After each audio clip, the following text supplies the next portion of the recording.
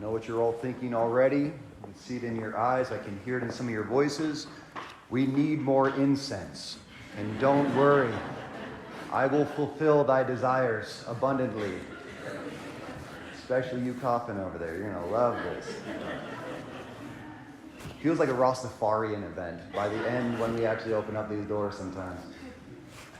I want to tell you all a great Easter story. It's a very beautiful story. And everyone loves stories, right? Keeps us connected. Well, this is an Easter story about self-righteousness and hypocrisy and sin and evil and manipulation and murder and death and scariest of all, mother-in-laws and grace working through it all. Basically, it's an Easter story about a family who goes on a road trip together on a vacation, and by the end, they all end up dead. It was a good one. So, movie close. Dumb and Dumber. Okay.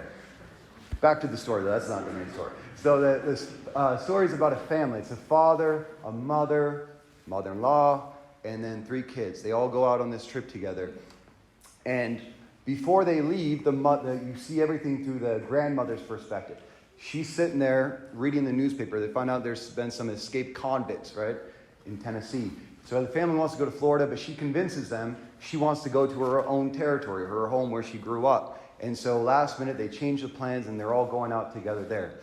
As they're getting in the car, the son tells her, as she's getting in the front, don't bring your cat along. We can't take care of your cat on this trip. And so she pretends like she puts the cat out, but she puts it actually into her purse. And she sits out in front.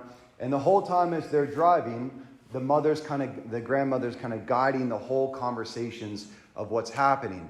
And she's just trying to control everything. She's a very self-righteous kind of figure. She keeps talking about what a lady she is, and she's very concerned about how she dresses and how she speaks and how people perceive her, that sort of thing. But she sees herself as this great Christian, right? Throughout the whole story, just little words keep coming up. And as they're driving, at one point, she starts to tell the kids about a house that she had gone to play with when she grew up a lot of the time on this plantation.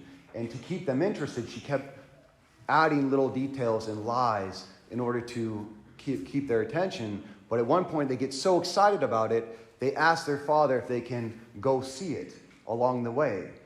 And she doesn't even know really where this is, but she says she thinks it's down this road coming up around the bend. And so the kids start kicking the father's seat until he gives in and actually, goes down the road to check it out. And at one point, they finally take that turn, and they're going down these back roads, up and down. And at one point, the cat jumps out of the bag. And cat gets, I know, it's a pun. Cat gets out of the bag, and it jumps onto the man. There's going to be worse jokes to come along, trust me. Cat jumps out, and it lands on the son, and it scratches him. So he swerves the car, hits a tree, and the whole car crashes. No one's dead yet. So they're all getting out, and the grandmother, she's just thinking about herself. All she's talking about how she feels. She's so afraid for herself. And everyone's kind of getting out of the car, trying to figure out what to do. But at one point, after a couple hours, they see this car driving over coming from the opposite direction down that back alley. And it looks like a black, almost like a hearse type of vehicle. And it stops for a long time, just looking at them. And then it starts to go on like it's going to pass. But the mother-in-law runs out. And she stops them. And she starts asking them to be good Christians and help them in their troubles. The guys get out, the 3 men. That guy driving the car isn't even wearing a shirt, big, tall, slim figure. And comes out. Father starts talking to him, and all of a sudden the mother-in-law kind of freezes. And she goes, "Aren't you the men that escaped from the prison?" And right at that moment, everyone freezes.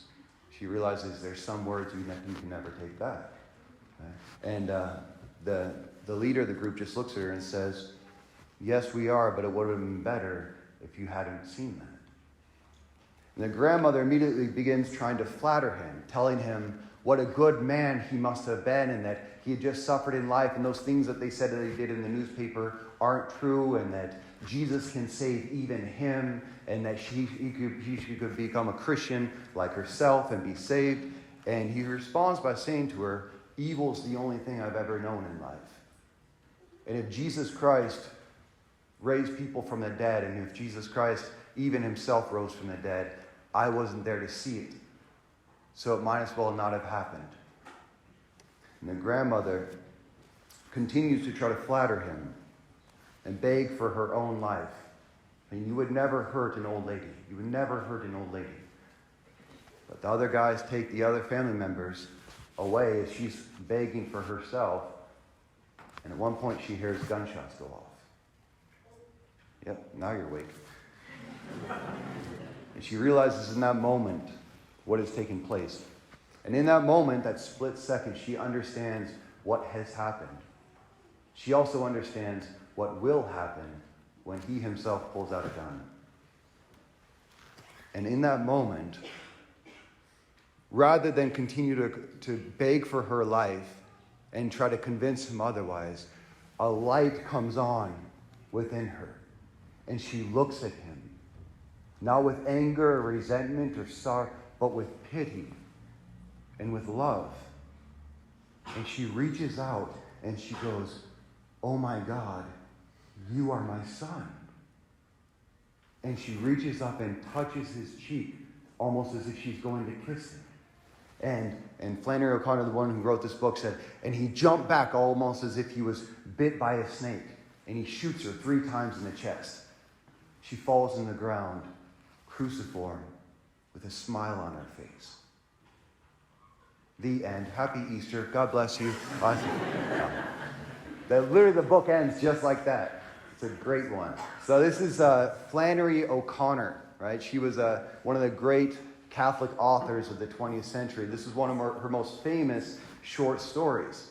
And something that she realized in life is that she said that the world is no longer Christ-centered. We've all moved on past Jesus Christ. He's no longer a reality in our lives. But even if we're not Christ-centered, we are all in our own ways Christ-haunted. We don't know how to escape the reality of the shadow of the crucified and risen Messiah that continues to hover over our world. And she says there's 2 types of people who have not yet received the true grace of Jesus Christ in their lives, represented by the mother-in-law and by the killer. Said there are those who believe they're good people, go to church from time to time, have all the external makings of Christianity, but inside their hearts have never truly been touched by grace. And there's the others who actually, like that man, all they've ever known in life is evil. And they've seen so much suffering and sorrow in life that it's caused them to lose all faith in heaven and in eternity. But even in their hearts, there's still a semblance of good and of hope and the possibility of conversion. And she said the only thing that can open these people's eyes is what's called a violent grace. A violent grace. And that's why the story is like literally, that's the very last paragraph of that story is the grandmother coming to realize, you are my son. In other words, I created you. All of my decisions, all of my manipulation, everything I've done, I have helped bring this situation about. She took responsibility and she called herself a sinner. But at the same time, that you are my son also means you are my family. Because Jesus died for you in the same way that he died for me. And who am I to judge you? And just as Christ prayed for his killers at the moment of his crucifixion, Father, forgive them, they know not what they do. She looked at him only with pity and love. And that moment of violent grace that opened her eyes to the reality of God was also the portal into that man's heart. That's why Flannery O'Connor said that her touch and her voice was like a snake bite that for the first time opens his eyes and wakes him up. In the last lines of the story, the man says, there is no pleasure in killing. In other words, he's lost his taste for evil. It's like a seed that's been planted in his life with the hope that he too will come to resurrection. Violent graces open our eyes to reality and help us to see ourselves and see God for the first time in a new way. Your violent grace is here in this homily today. Yeah, no, you were probably expecting this story, right? He didn't even mention the Easter bunny. It was crazy. Easter is a violent grace. In our times, we've made it so tame. We've just taken it down to hunting eggs, Easter bunny, Jesus risen, and everyone just be happy and kind to one another, and everything will work out in the end. We lose the understanding of what happened on Easter. What a transforming moment that was for the world. That for the first time, a crucified man has risen from the dead. He who entered into our death and into our suffering, into the darkest places of this world, has come back to give us the sign of hope that we too, no matter what we go through in life, can also find resurrection and salvation in him. And I have to tell you, the strongest Catholics I've ever met in my life became that way, not through soft, gentle catechesis of going to Mass day in and day out. It was through violent graces that opened their eyes to the reality of God in their lives in a way that they could never look back. I've been thinking a lot about a woman I know who she lost her husband after some 30 years of marriage with still younger children there. And she said that it was a grace that transformed her life to love God more than she'd ever done previously. And another man, an alcoholic, said that he never knew Jesus Christ, even though he went to Mass, he practiced Catholicism, but it was only on a night where he had become so inebriated, he had passed out in 20-degree cold weather in winter, had woken up the next morning, and he said at the very bottom of his addiction, he opened his eyes and found Jesus Christ right there with him. And he got up, and he never had another drink the rest of his life. These are violent graces. And that's what Flannery O'Connor was saying, that we need violent grace to open our eyes to the reality of God. Have you ever experienced, if you could think about it, have you ever had a violent grace in your life that for the first time made you think about the reality of Christ and your life and who you are, something that transformed the way you were living before and after? Every single apostle that we see experienced a violent grace that led them even to offer their own lives to preach Jesus Christ and to become martyrs. St. Paul knocked off his horse, blind for 3 days. A total reorientation of his life after he experienced the risen Christ. St. Mary Magdalene, 7 demons came out of her when she experienced the touch of Christ. That had to be violent. But where are you in your life right now? Which one of those persons would you say that you can vibe with more in your own life at this point?